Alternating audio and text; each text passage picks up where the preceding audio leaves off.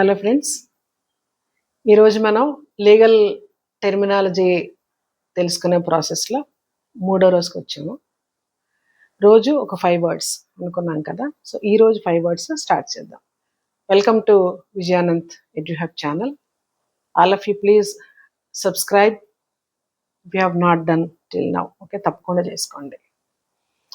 ఈరోజు వొకాబులరీ దేనికి సంబంధించిందంటే lawyers work vocabulary. అంటే లాయర్లు వర్కింగ్ టైంలో వాళ్ళు చేసే పని, కోర్టుకు సంబంధించిన వర్క్ ఏదైతే చేస్తారో అందులో రకరకాల వర్డ్స్ అవసరం అవుతాయి. అందులో వెరీ వెరీ ఇంపార్టెంట్ వర్డ్స్ తీసుకుని ఈరోజు మనం డిస్కస్ చేద్దాం. ఓకేనా? సో అందుకని అది లాయర్స్ వర్క్కి రిలేటెడ్గా ఉన్నటువంటి వర్డ్స్ కాబట్టి అలాగా జస్ట్ ఒక గుర్తు కోసం పెట్టడం జరిగింది. ఫస్ట్ ఆఫ్ ఆల్ చూడండి, అడ్వకేట్ అంటే అడ్వకేట్ ఇలాగా చాలా టర్మ్స్ ఉంటాయి, సిమిలర్ టర్మ్స్ ఉంటాయి. అసలు అడ్వకేట్ అంటే ఎవరు అంటే న్యాయం తరఫున నిలబడేవాళ్ళు. అది కోర్టులో కావచ్చు, అంటే మనం లీగల్ టెర్మినాలజీ అనుకుంటున్నాం కాబట్టి కోర్టుకు సంబంధించి అనుకుంటున్నాం కానీ కోర్టు బయట కూడా ఎవరైతే న్యాయం కోసం వాదిస్తారో వాళ్ళు అడ్వకేట్స్ అవుతారు.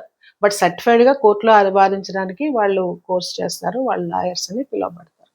బట్ అడ్వకేట్ చేయడం అంటే దేనికోసమైనా నిలబడడం, వాదించడం అనమాట. ఇన్ జనరల్ ఇంగ్లీష్లో కూడా.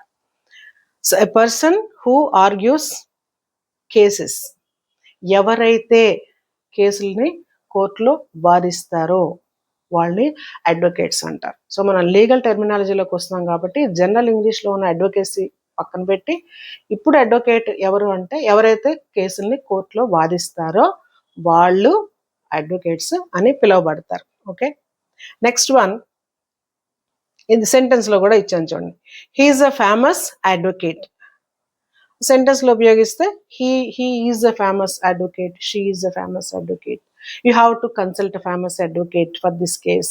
ఇలాగ మనం ఆ అడ్వకేట్ని సెంటెన్స్ రూపంలో కూడా వాడుకోవచ్చు. Next second one, council. మనకి కౌన్సిల్ అనేవి 2 వర్డ్స్ వస్తాయి.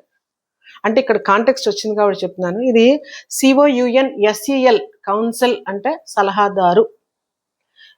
లీగల్ కౌన్సిల్ అనేటప్పటికి న్యాయపరమైన సలహాదారు అంటాం.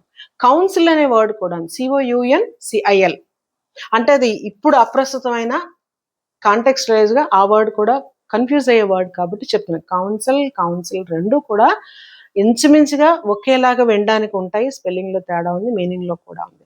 అలానే హోమోఫోన్స్ కాదు, minor difference. Council minor difference ఉంది కాబట్టి ఇవి హోమోఫోన్స్ అయితే కాదు. ఇక్కడ కౌన్సిల్ అంటే న్యాయపరంగా ఎవరైతే సలహా చెప్తారో న్యాయానికి సంబంధించిన వాళ్ళని కౌన్సిల్ అంటారు. ఇక్కడ అడ్వకేట్ అంటే న్యాయానికి వాదించేవాళ్ళు. ఇక్కడ న్యాయపరంగా సలహాలు ఇచ్చే వ్యక్తి ఎవరైతే ఉంటారో వాళ్ళని కౌన్సిల్ అని అంటారు.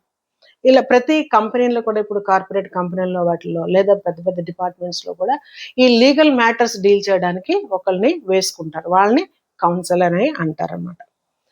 సో షీ లీగల్ అడ్వైజర్, న్యాయపరంగా ఏమైనా సలహాలు వాళ్ళు ఇస్తూ ఉంటారు ఆ కంపెనీకి, వాళ్ళు అందుకే అపాయింట్ చేసుకుంటారు అనమాట.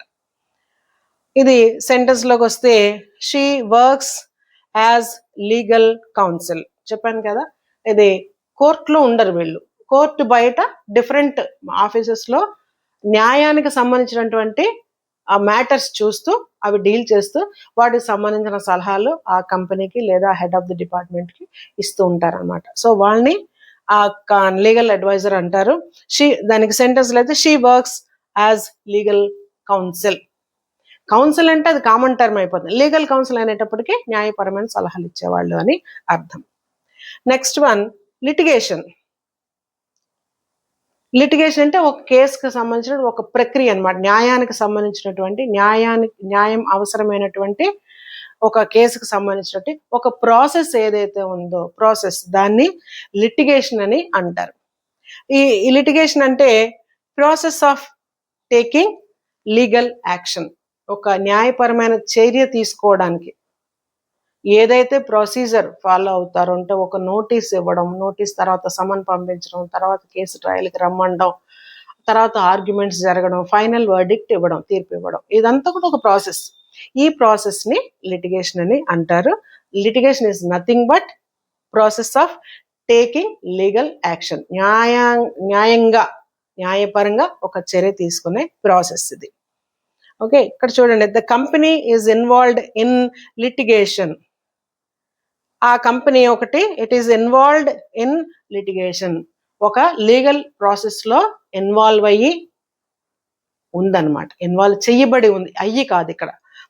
పాసివ్ వాయిస్ ఈజ్ ఇన్వాల్వ్డ్, ఎప్పుడైతే పాస్ట్ పార్టిసిపుల్ వచ్చి ముందు హెల్పింగ్ వర్బ్ ఉన్నదో దాన్ని పాసివ్ వాయిస్ అని మనం గుర్తుంచుకోవచ్చు. So the company is involved in litigation, ఎవరు చేశారన్నది అక్కడ అప్రస్తుతం. కంపెనీ ఇన్వాల్వ్ అయ్యింది, ఇన్వాల్వ్ చేయబడింది అంతే. ఎవరనేది అప్రస్తుతం. ఇంపార్టెన్స్ ఏంటంటే యాక్షన్కే కాబట్టి ఇది పాసివ్ వాయిస్ లో ఉన్నదని మనం అర్థం చేసుకోవాలి. Next 14th one, cross examination. Cross examination అంటే బోన్లో నిలబడ్డ ఎవరైతే విట్నెస్ లేదా సాక్షిని ఉంటారో వాళ్ళని ప్రశ్నిస్తే ప్రతి ప్రశ్న వేయడము, దాన్ని క్రాస్ ఎగ్జామినేషన్ అని అంటారు. అంటే ఒక ఎవిడెన్స్ గా వాళ్ళని తీసుకొస్తారు, విట్నెస్ చెప్పడానికి తీసుకొస్తారు. వాళ్ళని ఇటు తరఫు ఉన్నటువంటి రెండో పక్కన ఉన్నటువంటి అడ్వకేట్ ఎవరైతే ఉంటారో వాళ్ళని ప్రశ్నిస్తారు, ఆ నిరూపించడం కోసం లేదా కాదని నిరూపించడం కోసం ప్రశ్నిస్తారు. దాన్ని క్రాస్ ఎగ్జామినేషన్. మనకి ఆ విన్న పదమే మరొకసారి డీటెయిల్డ్ గా డిఫరెన్స్ తెలుసుకుంటున్నాం అంతే. సో ఇక్కడ క్వశ్చనింగ్ ఐ విట్నెస్, విట్నెస్ అంటే సాక్షిని ప్రశ్నించటం, that is called cross examination. అంటే వాళ్ళ నుంచి నిజం బయటపడాలంటే రకరకాల ప్రశ్నలు వేస్తారు రాయర్లు. ఆ ప్రశ్నలు వేయడానికి కూడా క్వశ్చనింగ్ స్కిల్ అనేది చాలా చాలా అవసరం. ఇక్కడ చూడండి సెంటెన్స్లో అయితే, the lawyer began cross examination. ఎవరు చేస్తారు జనరల్గా క్రాస్ ఎగ్జామినేషన్? అంటే కోర్టులో లాయర్లే చేస్తారు.